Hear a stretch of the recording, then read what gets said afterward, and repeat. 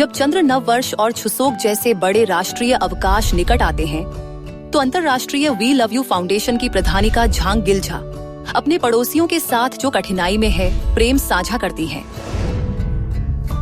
हर वर्ष वह न केवल अकेले रहने वाले वरिष्ठ नागरिकों को सांत्वना देने के लिए विशेष कार्यक्रम आयोजित करती है, बल्कि उन लोगों को भी एक माता का प्रेम देती है जो छुट्टियों के दौरान अपने परिवारों को याद करते हैं।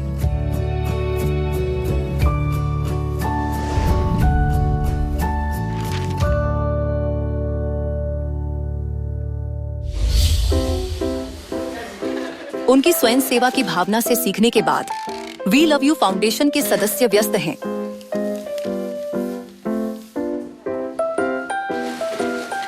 वे एक माता की तरह प्रेम से अपने पड़ोसियों को आपूर्ति देने में व्यस्त हैं, जो पूरे मन से अपने परिवार के लिए तैयारी करती हैं।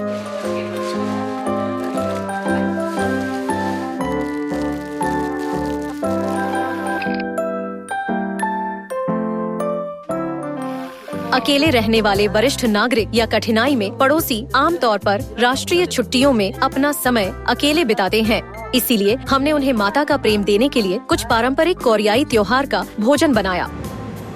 भोजन की पैकिंग समाप्त करने के बाद वी लव यू सदस्यों ने अपने स्थानीय क्षेत्र में सामुदायिक सेवा केंद्र का दौरा किया। कई वरिष्ठ नागरिक अकेले रहते हैं और अन्य पड़ोसी भी कठिनाई में हैं। इसलिए मैं ईमानदारी से अंतर्राष्ट्रीय वी लव यू फाउंडेशन का आभार व्यक्त करता हूं कि उन्होंने उनकी बहुत मदद की। मैं वास्तव में अंतर्राष्ट्रीय वी लव यू फाउंडेशन की आभारी हूं, जो हमेशा हमारे क्षेत्र के निवासियों के लिए स्वयं सेवा कार्यों का संचालन करते हैं। एक बार फिर से आपका बहुत बहुत धन्यवाद। राष्ट्रीय छुट्टियों की तैयारी में स्थानीय निवासियों को आर्थिक कठिनाइयों में प्रधानिका की ईमानदारी और प्रेम से अवगत कराया जाता है।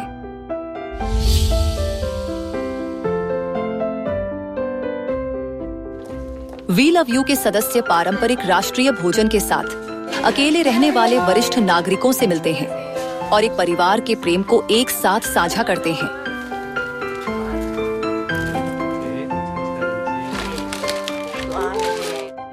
इनमें से कुछ खाद्य पदार्थ इतने महंगे हैं कि मैं इन्हें कभी नहीं खरीद सकती। बहुत बहुत धन्यवाद। मुझे नहीं पता कि मैं क्या करूं, क्योंकि मैं अक्सर आपकी अरणी हूं। वी लव यू के सदस्यों के गर्मजोश और प्रेम अकेले रहने वाले वरिष्ठ नागरिकों के लिए मुस्कान लाते हैं।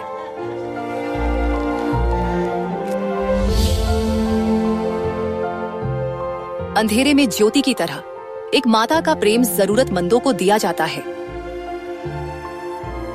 हमें उम्मीद है कि प्रधानिका झांग गिलझा और वी लव यू के सदस्यों का प्रेम राष्ट्रीय छुट्टियों के दौरान हमारे पड़ोसियों को आराम और शक्ति देगा।